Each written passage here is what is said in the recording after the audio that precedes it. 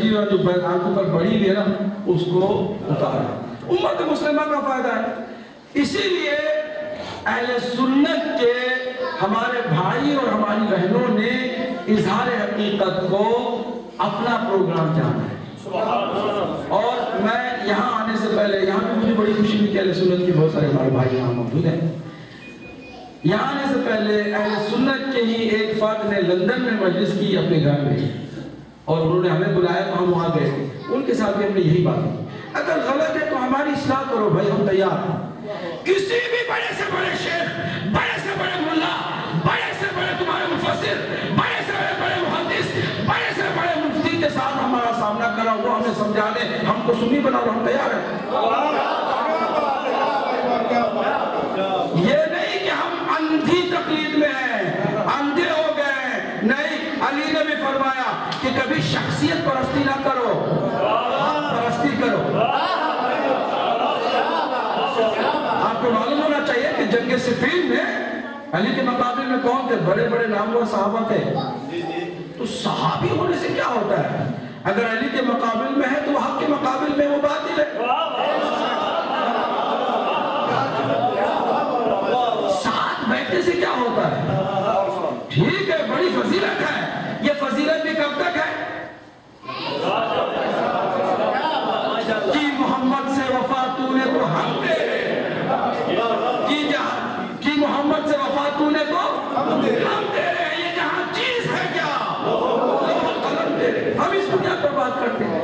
جب جنگ صفین میں طلحہ جیسے صحابی, زبیر جیسے صحابی اور بہت سارے صحابی مولا علی کے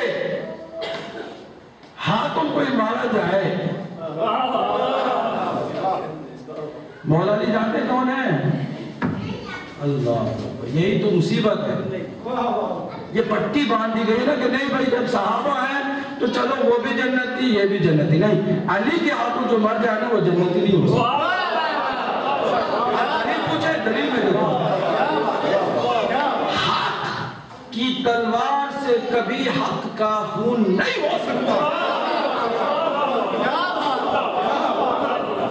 یہ ایک ایسا سالڈ موقف ہے کہ جس کو نہ قرآن کی آیت سے جھٹلایا جا سکتا ہے, نہ کسی حدیث سے جھٹلایا جا سکتا ہے, نہ کوئی عقل مند انسان اسے انکار کر سکتا ہے. آج دنیا کے بڑے سے بڑے عقل مندوں انسانوں سے بھی پوچھو, بتاؤ کہ اگر کوئی حق ہے تو حق کیا کسی حق کو مار سکتا ہے؟ نہیں, ناممکن. دن ہوتا ہے اس کا مطلب اس نے رات کے سینے چاک کر دیے. کبھی دن کو چیر کر کے دن نہیں آتا, رات کو چیر کر کے ہی دن آتا ہے. کبھی سچ سے سچ کا خون نہیں ہو سکتا. یہ ایسی قرآن کی آیت اور قرآن کی دلیل, حدیث کی دلیل اور عقل کی دلیل ہے جسے کوئی جھٹلا نہیں سکتا. وقت بہت گزر چکا ہے. معذرت کے ساتھ ایک وعدہ کر لیں تاکہ آج کی ہماری مجلس جو ہے نا اگر تھوڑی سی طول بھی ہو جائے تو کسی حد تک اللہ بھی ہمیں معاف کرے. وعدہ کریں کہ اس کے فوراً بعد آپ جماعت کے ساتھ نماز پڑھیں گے, کیونکہ کم از کم اس سے کور ہو سکتی ہے بات. کیونکہ ہمارے یہاں شرعی حکم یہ ہے کہ اگر اول وقت فرادہ کوئی نماز پڑھتا ہے اور اگر کوئی لیٹ کر کے جماعت کے انتظار میں جماعت کی نیت سے نماز پڑھتا ہے تو وہ جماعت والی نماز جو دیر میں ہوتی ہے نا وہ بہت افضل ہوتی ہے اس فرادہ نماز سے جو اول وقت میں ہوتی ہے. تو کم از کم اب اس طرح ہم جمع کریں ذکروں کو. یہ وعدہ ہے تو آپ ہر طرف سے صلوات کی آواز مجھے سنائی دے.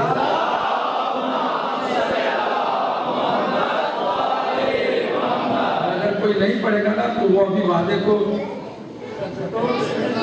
پھر خود وعدے کو آج کے اس وقت کے وعدے کو جو توڑ دے اسے حق نہیں پہنچتا ہے کہ تاریخ کے وعدہ خلافی کرنے والوں پر لعنت کرے.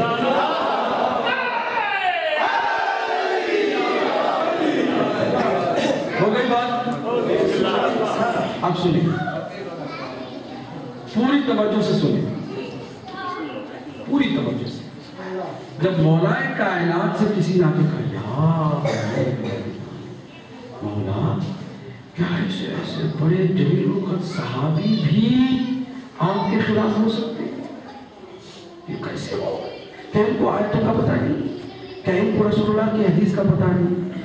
فرمایا اگر پتہ نہیں ہے تو جاہل کو صحابی کہنا گناہ ہے۔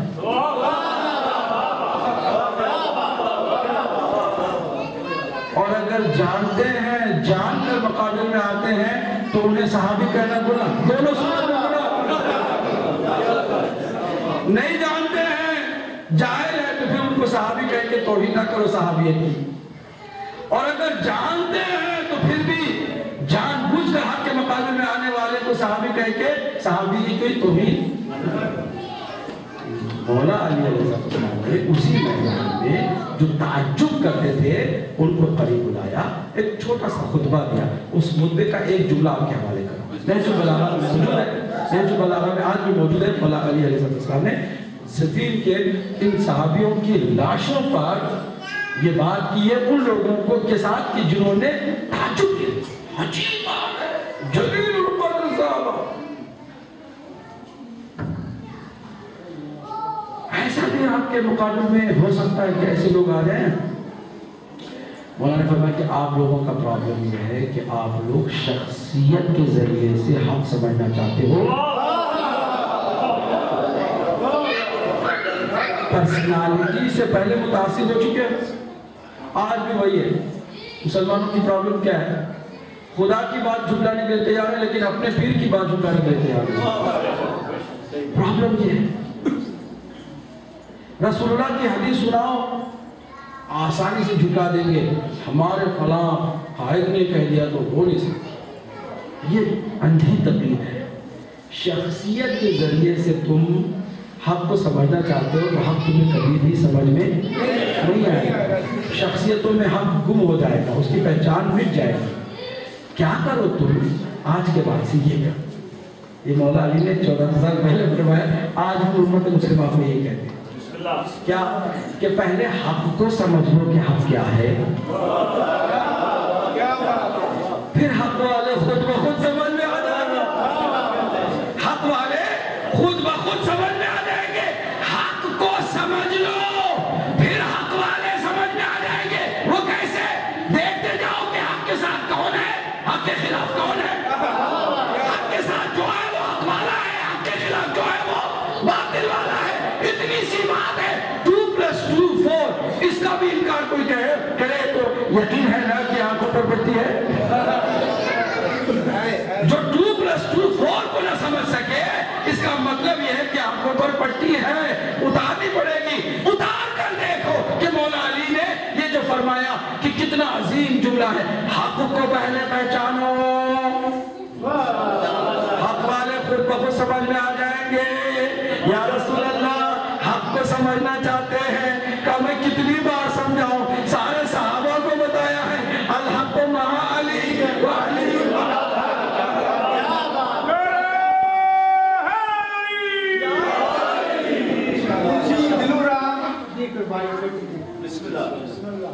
وہ ہندو لکھتا ہے، بعض ایسے بھی تھے بادائے غفلت کیے ہوئے، بعض ایسے بھی تھے بادائے غفلت کیے ہوئے، دشمن تھے شاہ کے اور بھائی تھے دل کے۔ الحمد لب پہ ہاتھ میں خنجر لیے ہوئے، یاسی گلے میں تیغ ماہل کیے ہوئے، آتا ہے خوف مجھے ان کے کیتے کے حال سے، قرآن حفظ کرتے تھے اور لڑتے تھے۔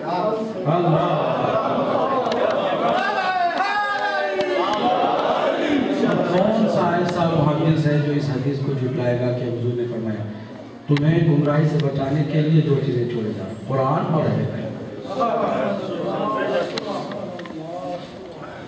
یہ اور بات ہے کہ حدیث ایک اور بھی اسی کے ساتھ قرآن اور سنت، وہ سنت بھی ہے وہ سمجھنے کے لیے سمجھانے کے لیے کوئی چاہیے نا، قرآن کو بھی سمجھانا والا کوئی چاہیے نا، کوئی آپ جیسا یا رسول اللہ کوئی چھوڑ جائے تاکہ ہم غلطی نہ کریں۔ اور حضور نے چھوڑا کہ میری حال ہے، میری ذریت ہے، جو ذریت رسول اللہ صلی اللہ علیہ وسلم کی ہے ان کی پاکیزگی اور ان کے وراثت کے بارے میں حضرت ابراہیم نے دعا کی ہے، قرآن مجید میں دعا اور وہ دعا اللہ نے مستجاب کی ہے، اس میں میرا اور آپ کا کچھ نہیں ہے۔ ہم کسی کو نہیں اپنی طرف سے بناتے ہیں، نہ مانتے ہیں۔ جو کچھ کہا گیا، ہم سے کہا جا رہا ہے کہ مانو، بناؤ نہیں۔ امت نے کہا نہیں، ہم مانیں گے نہیں، بنا لیں گے۔ بناؤ تو پھر نقصان اٹھاؤ۔ پرابلم یہ ہے۔ خلاصہ کرتا ہوں بہت جلدی بات کو تکمیل کرنے کے لیے۔ تو جب سارے مفسرین نے کوشش کی، یہ جو ذمہ داری والی بات ہے میں کہتا ہوں کہ ان حروف مقطعات سے کچھ بنایا جائے، 4 یا 5 جملے بن سکے۔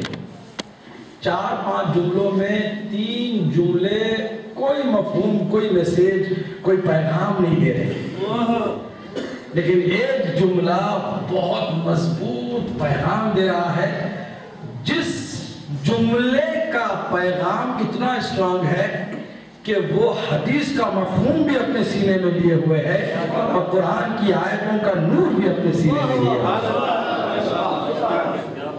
کیا جملہ ہے؟ الف لام سے لے کر جتنے بھی حروف مقطعات ہیں ان میں سے ایک نون کا بھی ذکر میں نے کیا۔ آج خالی نون پر اتنی گفتگو ہوئی ہے، اسی پر ہم کافی بھی سمجھتے ہیں، فی الحال رکتے ہیں اسی پر، اور کل انشاءاللہ جہاں مجلس ہو رہی ہے وہاں اس کے بعد والی بات کو عرض کریں گے۔ جمع کیا تو ایک جملہ نکلا، کیا؟ اور کسی مفسر نے اس کی عظمت کا انکار نہیں کیا، کہا یہ حروف مقطعات سے جو یہ بنا ہے نا، اس کے مقابلے میں کوئی اور جملہ بن ہی نہیں سکتا۔ کیا جملہ ہے؟ صراط علی حق نمسکہ، علی کا راستہ ہی حق ہے جس کی پیروی ہم کرتے ہیں۔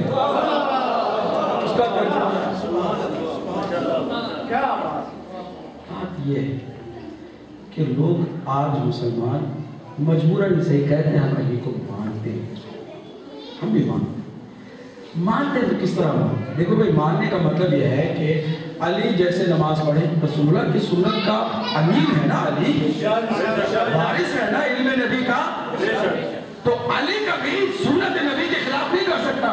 دوسروں کی گارنٹی نہ نبی نے لی ہے، نہ کسی اور نے لی، نہ خود انہوں نے یہ کہا ہے کہ جو کچھ میں کہہ رہا ہوں وہ سنت ہے۔ علی کیسے نماز پڑھتے تھے؟ امت مسلمہ اسی کی طرف آ جائے نا، جب دنیا میں اتحاد خود بخود ہو جائے، اتحاد خود بخود ہو جائے۔ علی روزہ کیسے رکھتے تھے؟ اسی پر آ جائے۔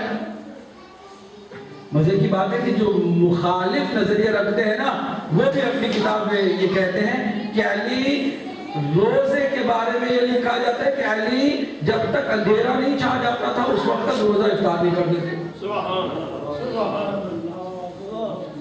لیکن ہمارا یہ نہیں، بھائی اگر یہ ماننا ہے تو پھر تو سلام ماننے والا ہے۔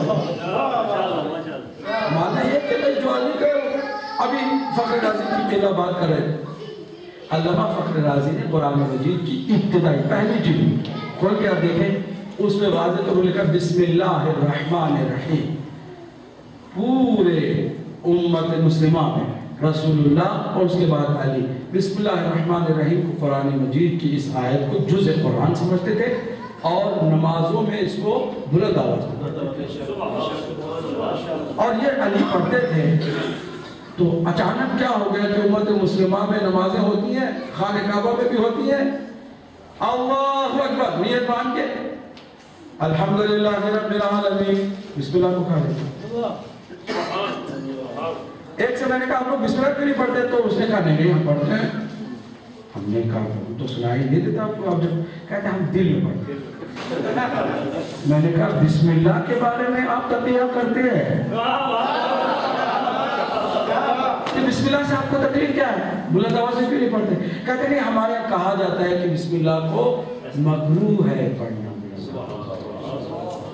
فخر رازی نے وہ پول کھول دی، علامہ فخر رازی نے اہل سنت کے تفسیر کبیر اس میں انہوں نے لکھا کہ سب سے پہلے معاویہ ابن ابو سفیان نے نماز پڑھائی رسول اللہ کے مدینے میں بسم اللہ کے بغیر۔ لوگوں نے اسے کہا لقد سرقت بسم اللہ من الصلاۃ، اے معاویہ